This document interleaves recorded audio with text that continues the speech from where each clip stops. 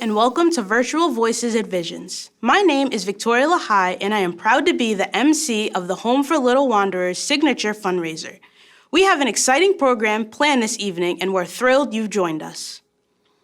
Voices and Visions and your generous support is vital to the success of the Home's mission. Before we get started, we'd like to thank our lead sponsors, Natixis Investment Managers and the TJX Companies, as well as the many other businesses and individuals that have made tonight possible.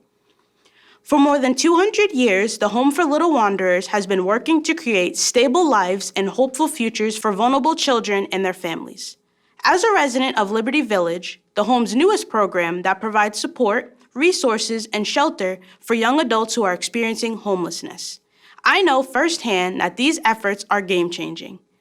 I am living that promise and so pleased to be here with you as we strive together to create better, brighter futures for kids who, like me, have faced trauma and neglect and abuse in their young lives. You can support the Home's mission by participating in the silent auction or just by donating at thehome.org.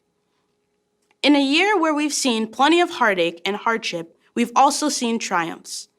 The Home for Little Wanderers has worked tirelessly for the communities it serves.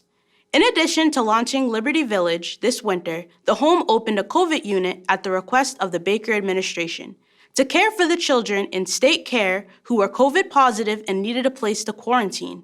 And they did this in just 7 days. Clinicians have held mass outdoor therapy sessions with children so as not to disrupt their care and pivoted to telehealth format throughout the agency. Staff distributed groceries to those facing hunger and food insecurity, and kept the Home's residential schools open and sanitized to meet the needs of students. Creative art kits have been dropped off at doorsteps for use in Zoom sessions. Binders full of therapeutic resources have been passed out to caregivers in preschool classrooms. The work of the Home's frontline staff has not only been impressive, it's been heroic. And since the work of the Home is all about kids, we thought we'd put it to them and ask, in their minds, what makes a hero. Check it out. A hero helps people because they are very nice and very helpful. Heroes make me safe. Heroes protect me. A hero is somebody who is admired for their courage and noble qualities. A hero is someone who saves the day. To me, a hero is someone who is kind, brave, smart, and helps people. A hero is somebody who takes action in the world and uses their voice. A hero is somebody who saved the day. As the saying goes, it takes one to know one.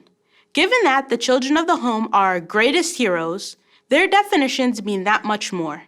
I'd now like to turn the program over to Leslie Suggs, the Home CEO and President, to say a few words.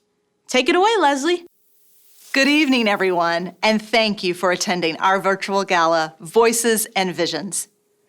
I'd also like to give a special shout out and thank you to Victoria for emceeing our program tonight.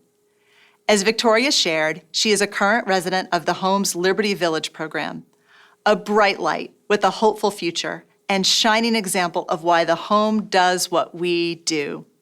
Thank you, Victoria. I don't think there's a soul among us who anticipated we wouldn't be back in person for this annual event, and yet here we are. As we've learned over the course of this last year, however, we are nothing if not flexible and driven. Every year at Voices and Visions, we honor an individual or partner who's made a profound impact on our organization and on our work. In the past, we have celebrated foster parents, company presidents, and dedicated board members. This year, I am thrilled to honor the frontline staff at the Home for Little Wanderers and cast a spotlight on their extraordinary service. Our employees have shown grit and grace through one of the most trying times in our nation's history. They put the children and the families we serve above all else. And now, I'd like to give you a glimpse into the incredible work our staff has been doing this past year.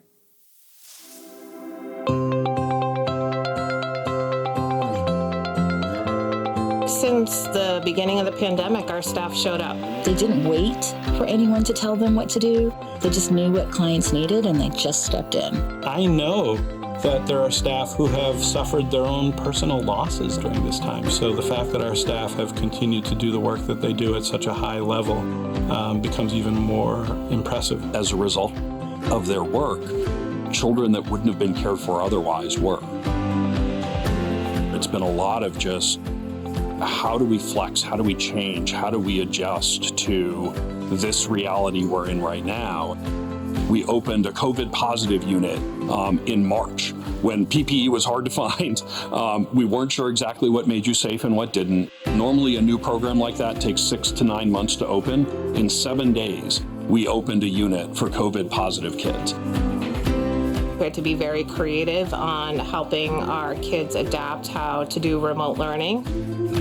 Our school-based staff had to learn an entirely new skill set in some ways for how to engage kids.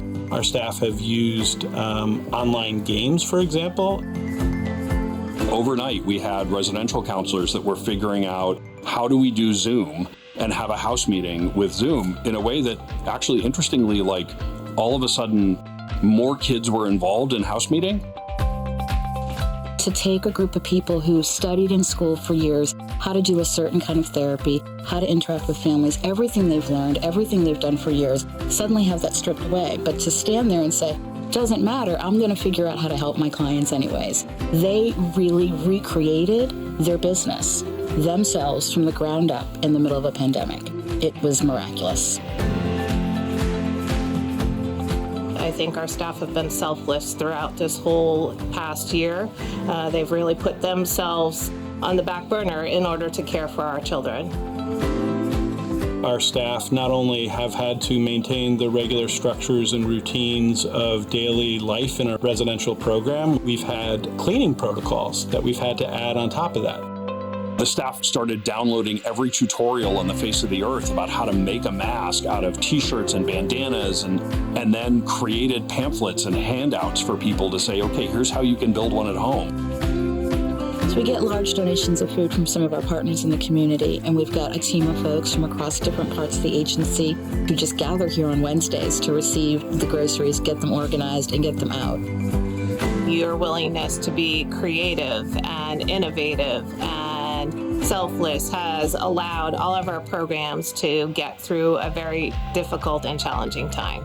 Thank you. I mean, this really has been an incredible year, a year that we've learned a ton. We're able to do so much more than what we've done before, but it's been incredibly challenging. And so the resilience and perseverance that our staff have shown throughout this year has been, I'm just so appreciative.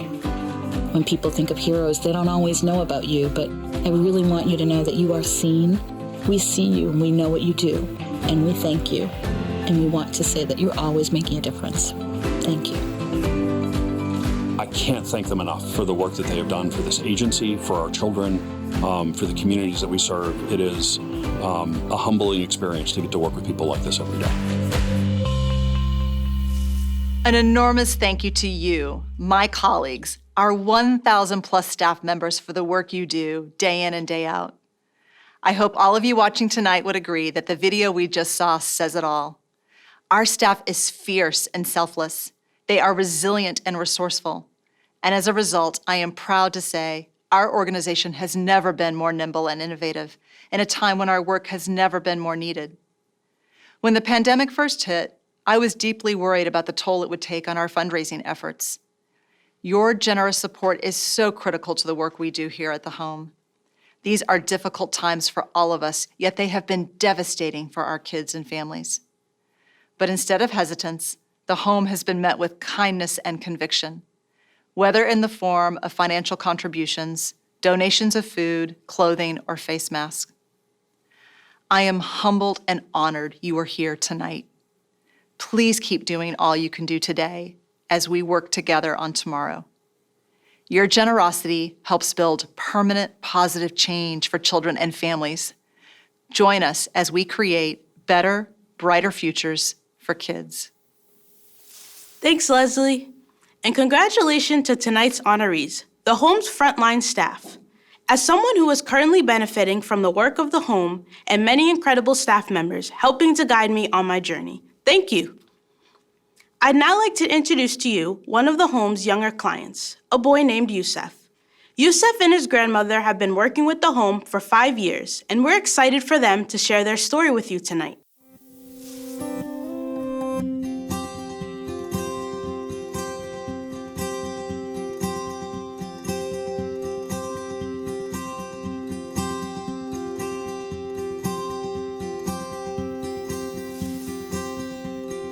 My daughter was 18 when she got married. She just finished high school. She had Yusef.